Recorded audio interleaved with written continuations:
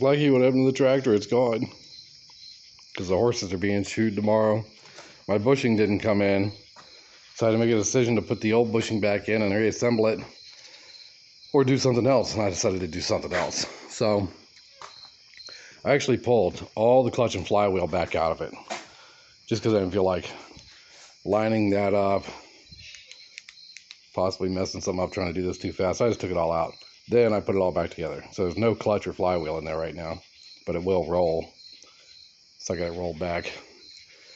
So, remember, I damaged a piece on the hood, a little piece of decorative plastic, broke one of the 3 legs off. You know, I'll just glue that back on with some 30,000 PSI plastic weld, so no big deal.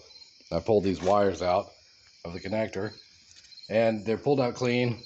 I got the connector apart, and so that I can actually repair, no big deal. But remember the tube when I was splitting the tractor and I said the front wheel started to pull back, so I pulled off the pressure, thought it was the oil or the front drive shaft, and I finally figured out it was this pipe that was still connected from the pump on the engine to the midway hydraulic control. This is pretty funny, unless you have to pay for it. God, go away. So I'm going to set this about where it goes on the pump here. It's about right there. It'll stay there if the cat doesn't touch it. So, see right there?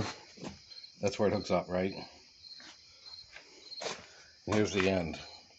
The banjo end. But guess where it's supposed to be? It's supposed to be 8 inches this way going into the side of this pump. It stretched 8 inches before it started pulling the tires. And I noticed it. So it has actually straightened it out. It had some convoluted bends, I think mainly right here. So they have one up there at the dealership. I'm going to go look at it. But this thing could have metal fatigue, crack later on, break and all that. So I found the part number, maybe. And it'll run like $100 to $200 depending on how fast I want it and where I get it from.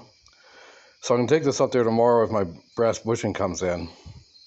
And I'm going to look at another tractor just to see how it was bent and how it got screwed up here. I'm pretty sure it's right here. I think that's supposed to have a big, heavy bend that goes way up in the air here. But it took 8 inches of length out.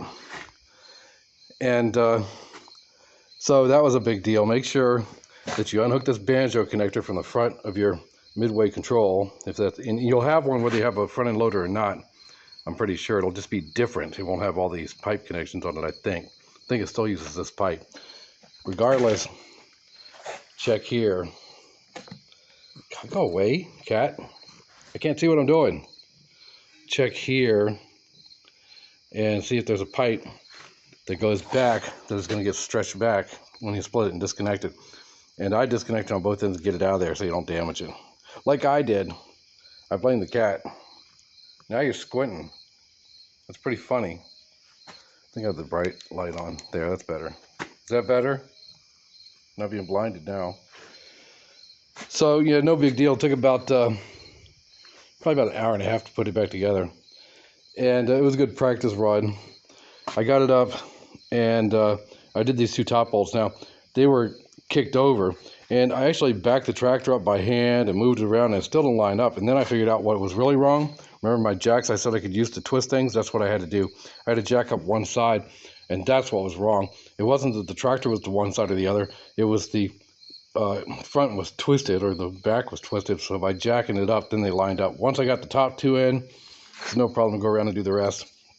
Once I got the rest of them in, except for the hard ones on the bottom, so it's missing 2 bolts out of all the bolts. Once I got them all in, and I had about a 1/2 inch gap there, I started winching them in. It went right together. So it's pretty good practice, and I could not get these to line back up on the side of the transmission. And that's one big solid piece, and it makes no sense they won't line up unless it's kicked off where it goes in the engine. So I'll have to work on that when I actually put it together for real and watch that when I bring it back up. But anyhow, so I just slapped it back together, rolled it back. And after we get these horses taken care of and get this guy out of here and get my brass bushing in, I'll roll it back up here and split it again and put it all together. And I didn't mind taking the flywheel and all that stuff off. because I'm not sure about these torque values. They're not in the books. I'm going to see if I can find out tomorrow at the dealership. Also, there was actually no thread locker used on anything, and a lot of times you have lock washers, you don't use a thread locker. And I'm just sitting here thinking, I wonder if I should put some thread locker on the flywheel, the PTO, the clutch pressure plate, you know, before I reassemble this thing. Also, my 3D printed tool.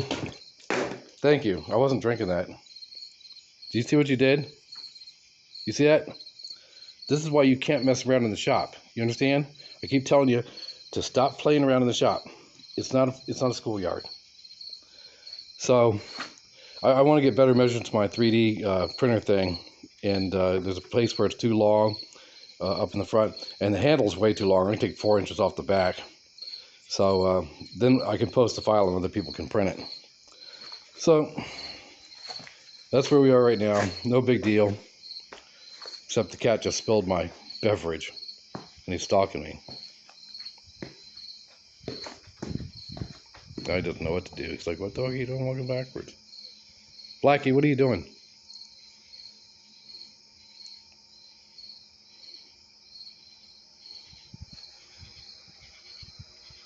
Okay, I gotta go.